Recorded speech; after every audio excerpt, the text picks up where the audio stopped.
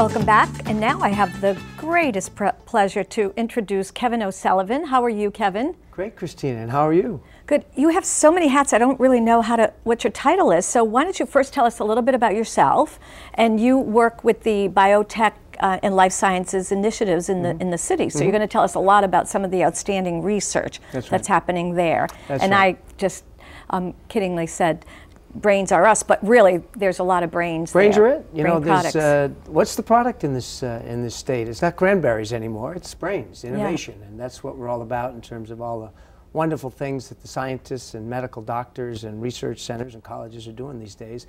You know, in Worcester, people, they see the biotech park and they see the Gateway Park and they say UMass and they say, boy, that's a great thing for the city, but what really goes on there? I think it's good stuff, and it is. It's real good stuff. I know when I drive by there off of Plantation Street, I see these really state-of-the-art buildings with things on top of it and smoke coming out of them, and I'm always saying the same thing too.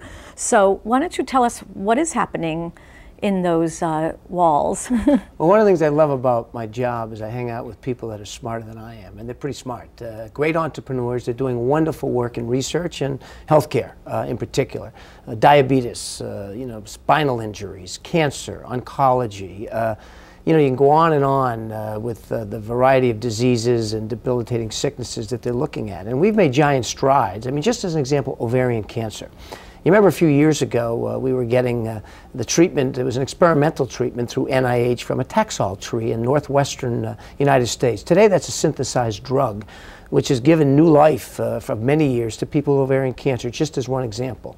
So you go on and on and you look at that. Yeah. Now, was some of the research done here? Yeah, a lot of the research is done, and it's all interrelated. I think that nobody operates in a vacuum. Right. I mean, not far from here is a little rat company. You say a rat company. They produce diabetic rats. And, you know, breast cancer is, and AIDS are very sexy. And I don't mean that in a derogatory way, but that gets all the attention. You know what the epidemic in this country is? Diabetes. Wow. So you look at this little company that produces diabetic rats that the drugs are treated through, because obviously you're not going to treat human beings before it goes, you know, through rats or animals for testing before the preclinical. So that happens in this community with people that are very, very smart, very knowledgeable in the area of diabetes, and we will see major changes and major accomplishments in terms of that disease in our own lifetime. That's amazing. And also our own Nobel laureate, Dr. Craig Mello, is now doing his research in the biotech.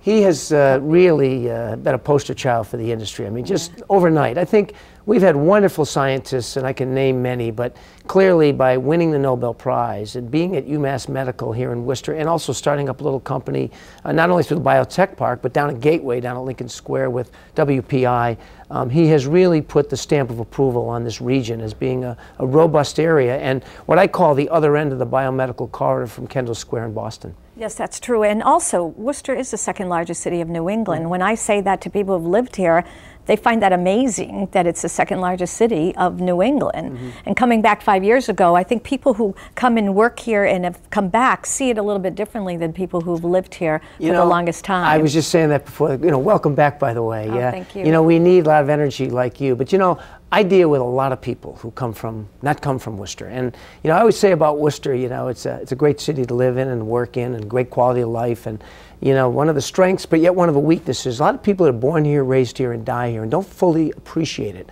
But I have an opportunity to have a lot of people who come from out of town to Worcester, and they, I think, appreciate it a lot more.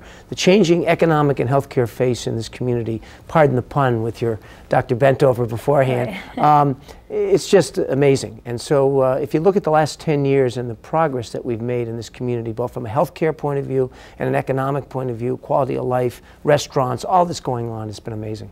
Amazing, I know. And also, you wear lots of hats. So I want to tell our audience, who, especially the ones who are maybe seeing you on the internet, of some of the hats you wear. Even here at people in Worcester and Metro West in Boston. So you have been a politician, right? That's right. What office did you serve? I served in the state legislature for 8 years. Great. So you know what's happening with the ins and outs in the public sector. I keep an eye on it. And also you are a commissioner for the licensing board, right? That's right. Here in the so city. anybody who has to get a liquor license, this is the man. If you didn't know the face behind it. Well, if that's the way you want to call it. So watch out with that wine segment. Right? Oh, that's right. Our next segment. So you do that, and now you work. How long have you been with the biotech industry? About 10 years in that. Well, I was with the biotech industry in the 80s when I was helped develop the park with the Worcester Business Development Corporation. As part of that team that back when there was nothing there, and to see 1 million square feet and over 2,500 jobs and 20 odd companies and the growth of UMass, we're really proud of that effort.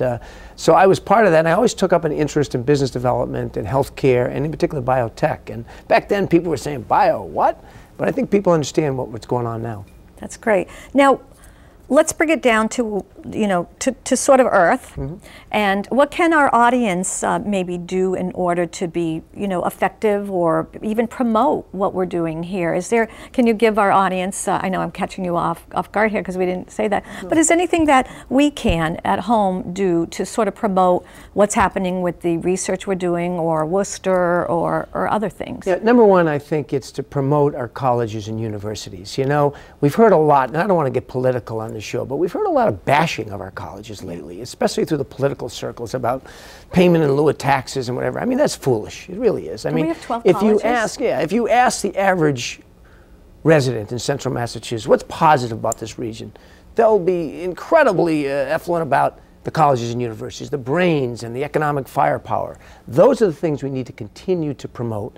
We also have to continue to promote the quality of life and the services and the opportunities for job. We want to keep those young people in this community, because that is really, the brain power is really the product. That's what's fueling our industry. So to me, talk up the industry, talk up the colleges, talk up brain power, because the changing face of Worcester is real. It's not what it was 10 years ago, and I think it's a lot more positive these days. Yeah, and hold on to your seat, because if you don't, it might pass by you. But almost like Back to the Future, it's like you zoom right in there. Yeah. Kevin, it was a pleasure speaking to you. We could do this for an hour. You're so interesting and informative, and we're really thrilled that you've been just an advocate of this area as well. Well, it's been fun. Thank you, Christina. Maybe next time we'll dine out and check out some of the restaurants. There you go. All right, good. All right. Thank you so much, and we'll be right back.